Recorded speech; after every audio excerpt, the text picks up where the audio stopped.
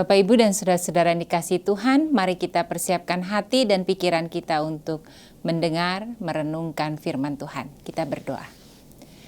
Bapa kami yang ada di dalam sorga, biarlah kasih karunia dan kebaikan Tuhan yang akan memimpin akal budi kami, hidup kami, agar kami boleh diarahkan oleh kebenaran firman Tuhan yang akan kami baca dan renungkan bersama. Biarlah kuasa Roh Kudus-Mu bekerja di antara kami, memimpin dan menguasai kami. Kiranya kami bukan hanya dimampukan untuk mengerti kehendak Tuhan, tetapi juga boleh menjadi pelaku-pelaku firman Tuhan di dalam kehidupan kami, agar kami terus terarah kepada Kristus di sepanjang kehidupan ini. Dalam Kristus Yesus, Sang Firman yang hidup, kami berdoa. Amin. Bacaan pertama dari kitab Kejadian pasal 15 ayat yang pertama sampai dengan ke-6.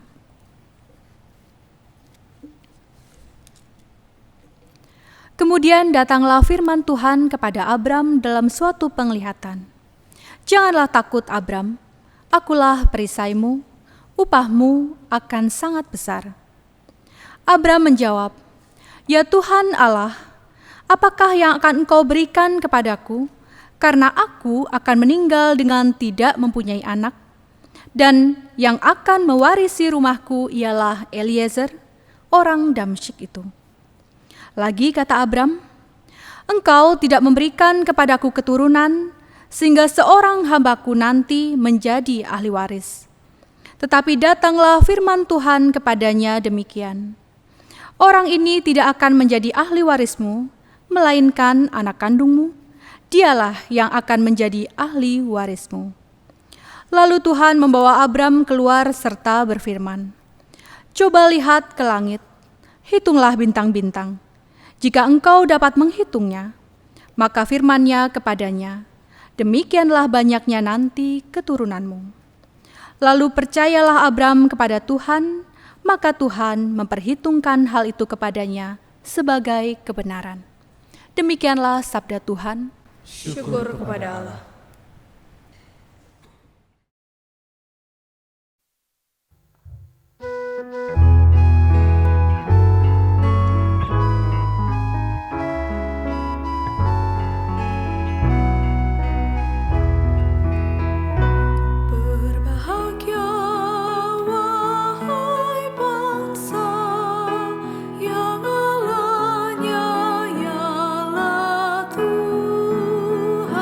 Sudah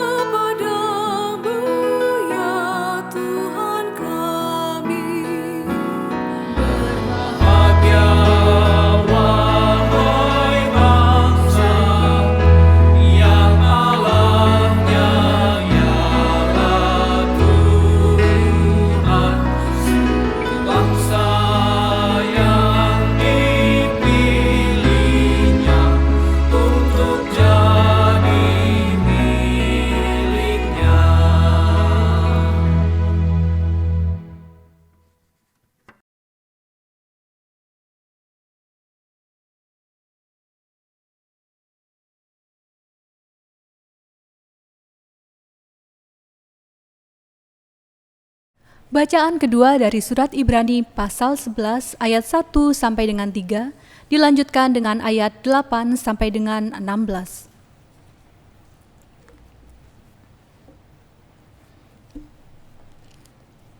Iman adalah dasar dari segala sesuatu yang kita harapkan dan bukti dari segala sesuatu yang tidak kita lihat.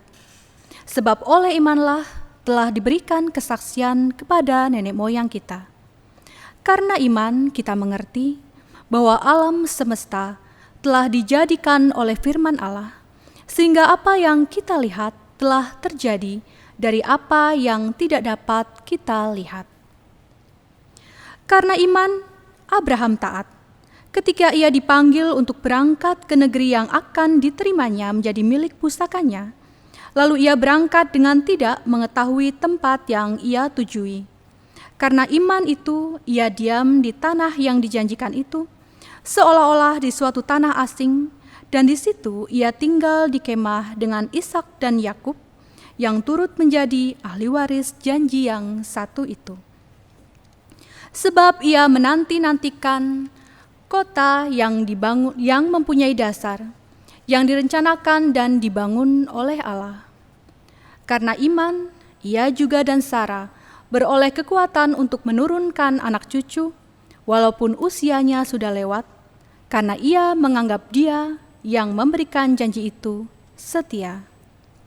Itulah sebabnya, maka dari satu orang, malahan orang yang telah mati pucuk, terpancar keturunan besar, seperti bintang di langit dan seperti pasir di tepi laut, yang tidak terhitung banyaknya. Dalam iman mereka, semua ini telah mati sebagai orang-orang yang tidak memperoleh apa yang dijanjikan itu, tetapi yang hanya dari jauh melihatnya dan melambai-lambai kepadanya, dan yang mengakui bahwa mereka adalah orang asing dan pendatang di bumi ini. Sebab mereka yang berkata demikian menyatakan bahwa mereka dengan rindu mencari suatu tanah air. Dan kalau sekiranya dalam hal itu mereka ingat akan tanah asal yang telah mereka tinggalkan, maka mereka cukup mempunyai kesempatan untuk pulang ke situ. Tetapi sekarang mereka merindukan tanah air yang lebih baik, yaitu suatu tanah air surgawi. Sebab itu Allah tidak malu disebut Allah mereka, karena Ia telah mempersiapkan sebuah kota bagi mereka. Demikianlah sabda Tuhan. Syukur kepada Allah.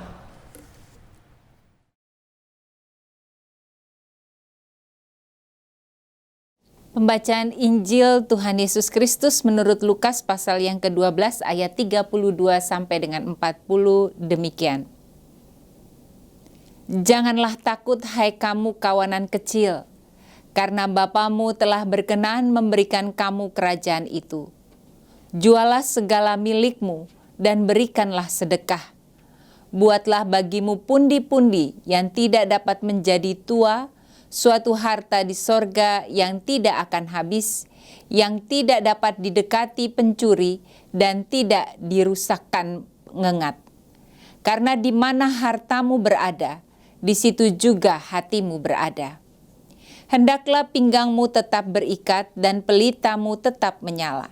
Dan hendaklah kamu sama seperti orang-orang yang menanti-nantikan tuannya yang pulang dari perkawinan, supaya jika ia datang dan mengetok pintu, segera dibuka pintu baginya.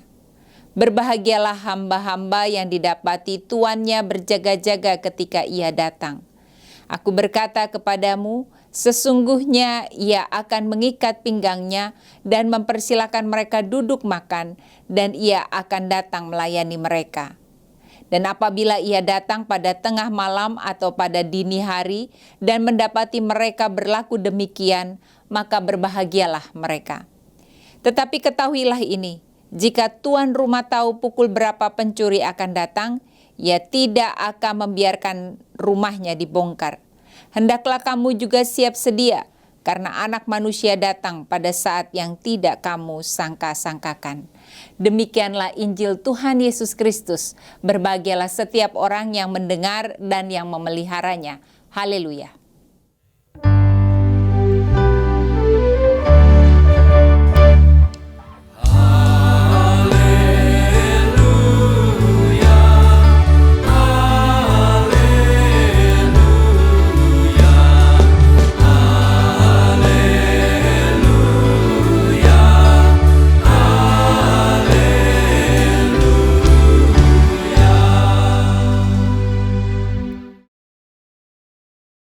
Bapak, Ibu, dan saudara-saudara yang dikasihi Tuhan, apa yang kita pahami dengan pengertian melekat?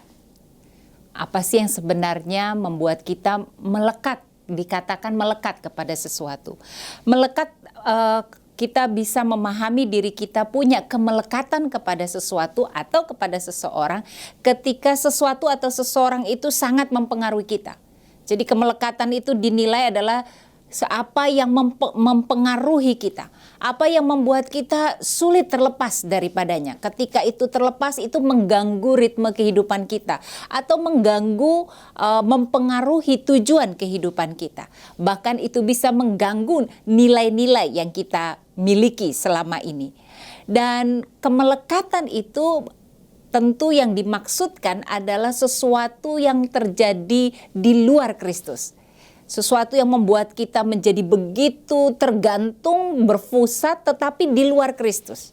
Jadi kita bisa melekat kepada Kristus, tetapi maksud yang di sini adalah melekat di luar Kristus. Sesuatu yang mempengaruhi kita sedemikian rupa, yang membuat kita menjadi terganggu, fokus kehidupan kita menjadi berubah pada saat kita terlepas daripadanya.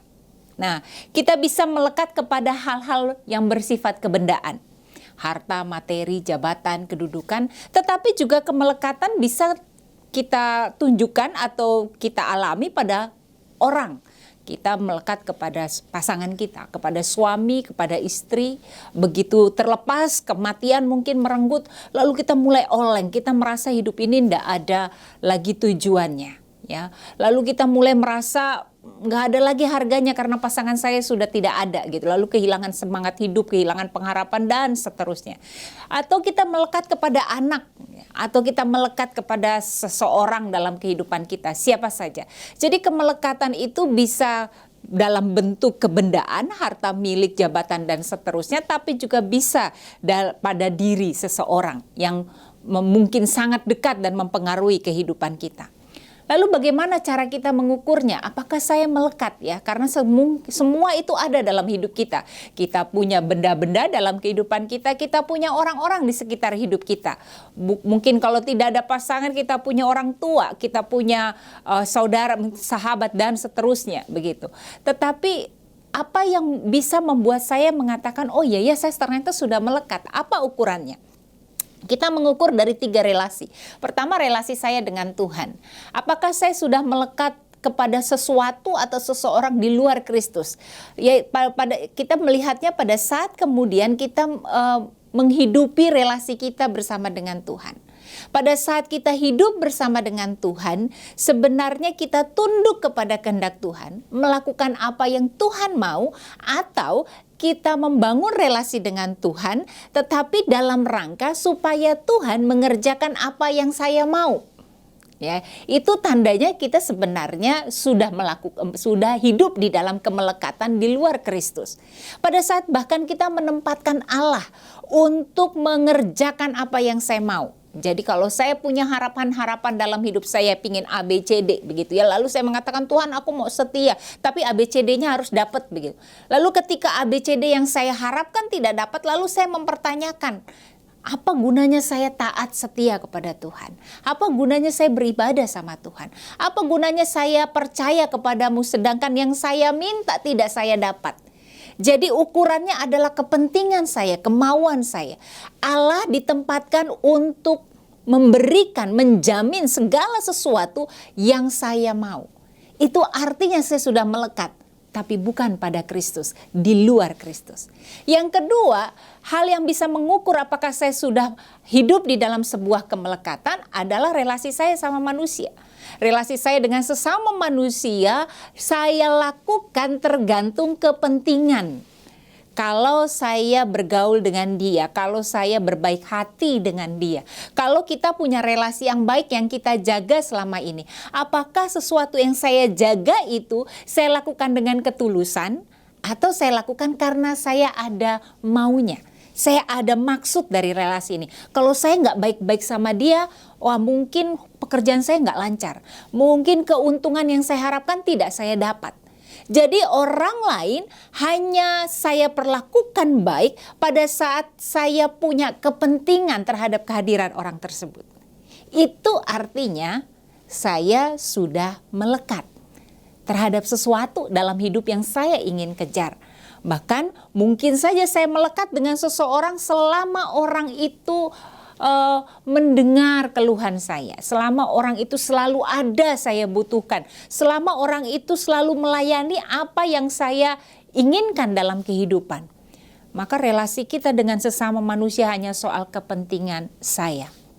Yang ketiga, kemelekatan bisa kita lihat bagaimana kita mengukur adalah bagaimana kita memperlakukan diri kita sendiri.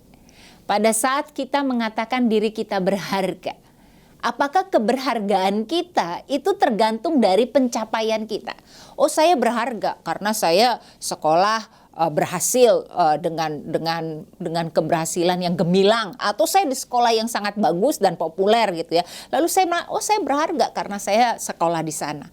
Saya berharga karena saya punya jabatan tertentu yang membuat saya punya prestis, harga diri yang lebih tinggi begitu ketimbang kalau mungkin jabatan atau pekerjaan saya tidak mentereng gitu ya, tidak luar biasa. Saya berharga karena orang Indonesia seringkali menilai kehidupan seseorang disebut sukses itu pertama karena pendidikannya, karena pekerjaan, harta miliknya. Oh, dia udah punya rumah belum ya? Dia punya kendaraan belum ya? Punya ini, punya itu enggak? Kalau semua punya, wah dia nih sukses nih ya. Lalu kalau yang ketiga, menikah gitu. Wah, dia sudah menikah atau belum ya? Wah, dia sukses, kerjanya oke, tapi belum menikah. Wah, ini belum bahagia hidupnya atau belum beruntung kehidupannya. Kalau sudah nikah, nggak punya anak. Nah, itu juga diukur gitu. Wah, dia semua oke. Wah, luar biasa hidupnya, segala terpenuhi. Suami atau istrinya saling mengasihi, tapi nggak punya anak. Wah, hidupnya nggak bahagia.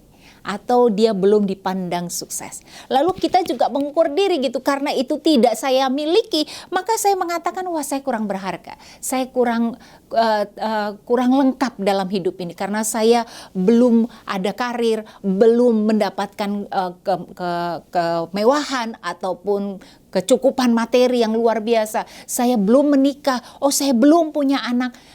Hal-hal seperti itu mempengaruhi keberhargaan kita. Maka pada saat itu sebenarnya kita telah melihat bahwa keberhargaan diri kita tergantung dari apa yang kita miliki dalam kehidupan ini. Itu tandanya kita punya kemelekatan. Karena sesungguhnya kita berharga pada diri kita sendiri. Kita diciptakan Tuhan berharga dalam diri kita sebelum kita mampu menggunakan pakaian.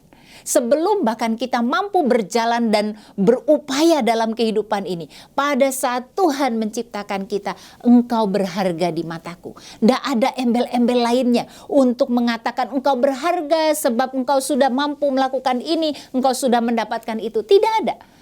Tetapi orang yang melekat melihat keberhargaan dirinya tergantung apa yang dia miliki dalam kehidupannya.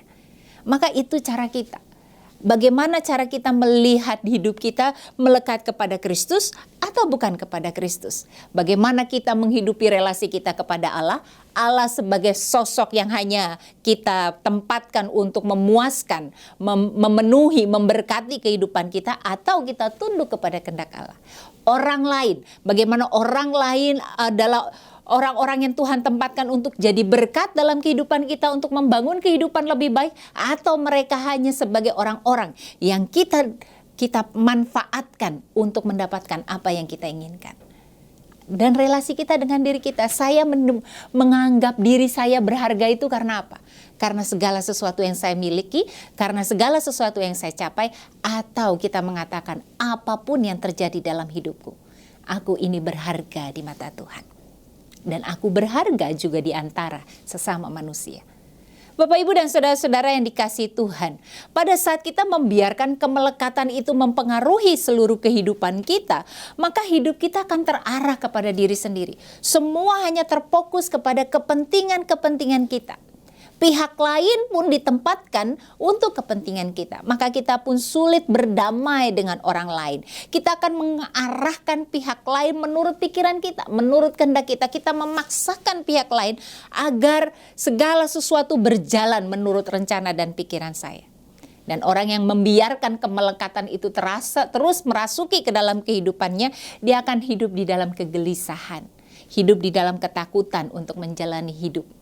Tentu Anda kalau melekat dengan barang Anda akan gelisah sekali. Apakah nanti barang-barang kebendaan ini akan diambil atau tidak gitu. Anda akan gelisah menjaganya. Anda akan gelisah untuk tetap memiliki apa yang kita miliki pada saat ini. Dan itu membuat kita menjadi tidak bahagia. Tidak berada di dalam ketenangan, tetapi justru ketakutan. Dan orang yang hidup di dalam kemelekatan, dia akan selalu membandingkan dirinya dengan orang lain. Wah, tapi dia lebih baik dari saya. Wah, saya kurang nih Tuhan, saya harus mau. Orang lain selalu menjadi lebih baik daripada dirinya sehingga dia tidak pernah bersyukur kepada apa yang dia miliki, apa yang dia hadapi dalam hidupnya. Dan dengan demikian pada akhirnya orang yang membiarkan kemelekatan itu ada di dalam hidupnya adalah orang-orang yang tidak bahagia di dalam kehidupannya, menjalani kesehariannya. Bapak, Ibu, dan saudara-saudara, kita melihat Abraham dari bacaan kita pada hari ini. Pertama kita lihat bagaimana Abraham merespon panggilan Tuhan. Kita mau melihat bagaimana Abraham dipimpin Tuhan untuk melepas kemelekatan. Abraham mencoba mengerti apa yang Tuhan rencanakan atas kehidupannya. Mengutus dia keluar dari lingkungannya, rasa amannya. Suruh pergi. Dan Abraham mencoba untuk taat. Sebenarnya di situ ketika dia mau mengerjakan kehendak Allah, Abraham sedang membuka diri untuk melakukan kehendak Allah, melepas segala kemelekatan. Dan itu justru menunjukkan Abraham tidak melekat pada kenyamanannya, tidak melekat kepada harta benda, tidak melekat dengan segala sesuatu yang dia miliki. Ketika Tuhan mengutus dia pergi. Dia melakukan kehendak Allah, dia bukan risau dengan apa yang akan dia tinggalkan. Dia bersedia melepas kenyamanannya, berjalan dalam ketidakpastian dan dengan memegang janji Allah. Tetapi ada satu yang bisa kita lihat indikasi bahwa Abraham punya kemelekatan, yaitu anak. Karena ketika Allah bertanya kepada Abraham, satu yang diulang-ulang oleh Abraham ketika bicara kepada Tuhan adalah soal kehadiran anak. Ya, tetapi aku tak punya anak sehingga harta milik ini akan kuwariskan bukan kepada anakku. Itu diungkapkan Abraham. Artinya Abraham menganggap dirinya tidak lengkap. Abraham tidak menganggap dirinya belum lengkap pada saat dia belum punya anak. Maka keluhan belum punya anak menjadi suatu yang diungkapkan kepada Allah sekaligus menjadi permohonan agar Allah memberkati dia dengan anak. Nah, kita bisa lihat bagaimana Allah kemudian mengikat janji dirinya dengan Abraham sehingga Abraham dikatakan anakmu akan menjadi banyak seperti bintang di langit. Nah, di sanalah kita bisa lihat bagaimana sebenarnya bukan berarti Allah membuka ruang bagi Abraham untuk melekat kepada anak, tetapi kita bisa lihat nanti peristiwa berikutnya. Peristiwa berikutnya ketika Allah meminta anak satu-satunya yang dimiliki Abraham itu, yang dinantikannya puluhan tahun itu, dipersembahkan kepada Allah. Disitulah momen Allah mengajarkan Abraham melepas kemelekatannya, bergantung kepada Allah, bahkan terhadap anak yang telah dinantikannya sekian lama dalam hidupnya. Jadi Allah mengajar Abraham untuk fokus kepada dirinya, kepada kehendak Allah. Pada saat itu dia perlu belajar, perlu berproses. Allah memberi ruang kepada Abraham berproses. Dan kita bisa lihat bagaimana Abraham belajar untuk berpusat kepada Allah. Bahkan melepas sebuah harap dalam perjalanan hidup yang panjang akan kehadiran anak. Dia memberikan anak ini dipersembahkan kepada Allah. Walaupun kita tahu endingnya anak itu tidak dipersembahkan kepada Allah, tidak dikorbankan begitu ya. Tetapi di sanalah Abraham belajar untuk melihat dirinya di hadapan Allah, untuk tunduk dan taat kepada Allah, berharga dengan atau tidak dengan anak. Sebab walaupun Allah menjanjikan dan menggenapi Abraham dengan limpahan keturunan, kita lihat bagaimana Allah menggenapi janji itu ke dalam hidupnya. Tetapi Abraham adalah orang yang dipakai Allah, dipercaya Allah dalam anugerah kebaikan Allah untuk mengerjakan misi Allah. Dan Abram belajar untuk itu. Dan dia memperjuangkan untuk melakukan kehendak Allah dalam kehidupannya. Yang berikutnya dalam Lukas bacaan kita bisa lihat bagaimana tentang harta milik diajarkan kepada kita. Harta milik itu berkat, tetapi dia tak pernah menjadi tujuan. Jadi firman Tuhan mengajarkan kepada kita, jangan biarkan hatimu melekat kepada harta milik. Sebab di mana hartamu berada, di situ hatimu berada. Dan harta milik pasti kita butuhkan dalam kehidupan ini. Setiap orang hidup butuh uang.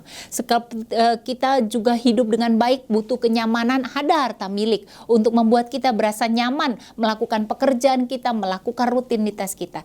Itu adalah berkat Tuhan. Tuhan tidak anti terhadap harta milik. Bukankah bentuk berkat yang Tuhan berikan kepada kita adalah termasuk di dalamnya harta milik, kekayaan. Dan itu Allah berikan bahkan kepada raja-raja bangsa Israel, kepada setiap orang yang Tuhan berkati. Jadi harta milik itu salah satu bentuk berkat.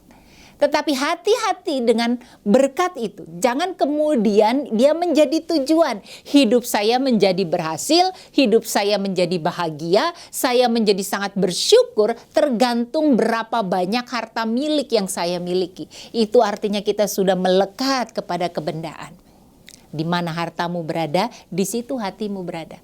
Maka ketika harta itu diambil, untung rugi selalu ada dalam hidup kita.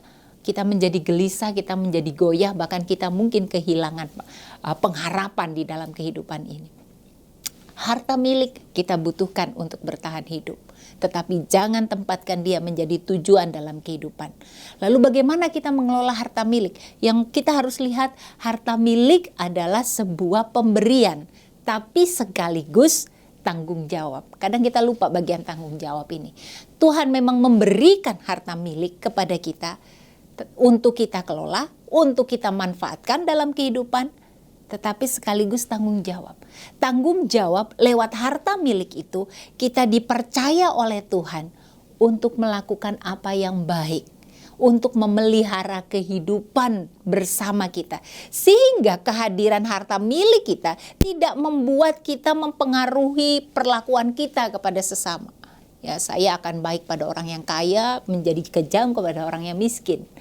Ya, saya akan bermanis muka kepada orang yang memberikan keuntungan, tapi kepada orang yang tidak memberikan keuntungan apa-apa kepada saya acuhkan dia. Pada saat kita melihat harta milik adalah tanggung jawab yang Tuhan percayakan kepada kita untuk memelihara kehidupan, maka kebendaan ini pun kita pakai untuk membangun kehidupan bersama terhadap orang lain. Kita bisa menjadi penyalur berkat. Kita tahu bahwa harta yang Tuhan percayakan kepada kita untuk membuat kehidupan kita ini baik, bukan hanya melulu soal saya, tapi juga membuat kehidupan orang lain baik. Kehidupan bersama kita ini baik. Sehingga pada saat kita hidup di tengah dunia ini, kita menghidupi kehidupan yang baik. Sehingga kita dipercaya Tuhan dalam harta milik adalah mengelola kehidupan yang Tuhan berikan ini di dalam rancangan Tuhan yang mendatangkan damai sejahtera. Maka dalam harta milik, selain kita minta sama Tuhan, tapi juga bertanyalah sama Tuhan. Tuhan, apa yang kau kehendaki terhadap apa yang kumiliki ini untuk ku kelola seperti yang kau mau. Ku kelola seperti apa yang engkau rencanakan agar harta milik ini menjadi berkat. Bukan saja pada diriku, tapi juga bagi kehidupan bersama. Tuhan akan menunjukkan cara bagi kita untuk mengelola harta milik dengan baik, sehingga kita tidak melekat kepadanya. Kita tidak tergantung kepadanya, tetapi harta milik itu menjadi alat kemuliaan bagi nama Tuhan dalam kehidupan bersama. Membuka diri untuk dipimpin Allah, mengelola harta milik kita. Sebab itu kita akan melihat yang disebut dengan anugerah. Ternyata kebaikan Tuhan itu nyata. Kita akan merasa puas dan kita akan merasa menghidupi arti kata cukup. Pada saat kita mengelola di dalam hikmat Tuhan, kita akan tahu arti kata cukup. Berikanlah kami pada hari ini makanan kami yang secukupnya. Orang yang bergantung kepada harta milik, dia seperti sebuah bejana yang dasarnya kosong. Diisi berapa banyak pun, dia merasa kosong. Tapi orang yang mengelola harta milik, dia akan melihat bahwa ada masanya dia membuka dirinya untuk jadi berkat. Cukup dalam rancangan Tuhan. Bapak, Ibu, dan saudara-saudara yang dikasihi Tuhan, hari ini firman Tuhan mengingatkan kita. Dunia menyediakan banyak hal kepada kita untuk melekat. Bahkan dunia mengajarkan kepada kita kemelekatan itu menentukan diri. Engkau akan berharga dengan memiliki hal-hal ini. Tetapi firman Tuhan justru menunjukkan kepada kita, kita hidup untuk berpusat kepada Allah.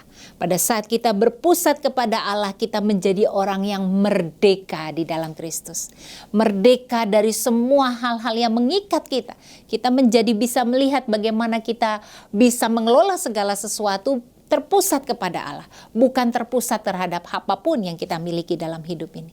Maka kita akan melihat segala sesuatu di dalam kacamata anugerah kebaikan Allah.